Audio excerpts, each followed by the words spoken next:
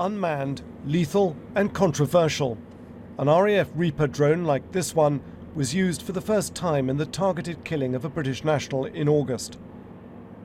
IS members Reyaad Khan and Ruhul Amin were both killed by a British drone strike. Here the government says it acted in self-defence and it would do it again.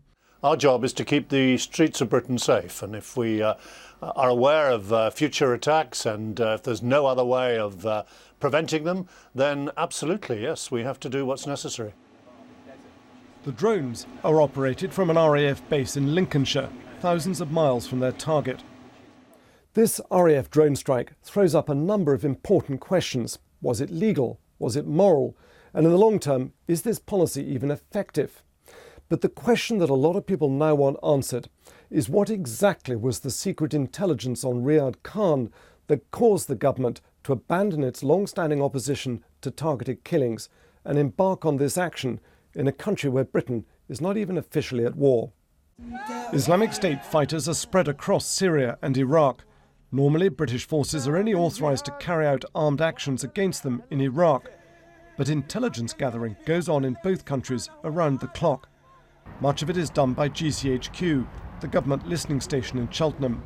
Together with its US counterpart, the NSA, it tries to intercept terrorist communications and locate where they're coming from. Down on the streets of Raqqa, the IS base in Syria, it's likely that human informants are also being used, tipping off intelligence agencies when operatives are moving. Was it legal for Britain to then act on that in the way it did? The Attorney General will have advised the Prime Minister that it was lawful for an attack of this kind to take place because there was a present, imminent and real threat to either British people within the United Kingdom or British people and British assets abroad.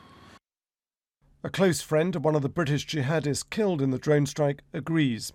Feel more sympathy towards his family than I do for him personally. At the end of the day, whether he was radicalised or brainwashed, whatever you want to call it, he still made the decision to get on that plane and go over to Syria, and he knew what he was getting into, so I can't have sympathy for him, I'm afraid. The public debate over RAF drone strikes is set to continue because as long as violent British jihadists are active in the Middle East, there's a possibility more such actions will follow. Frank Gardner, BBC News.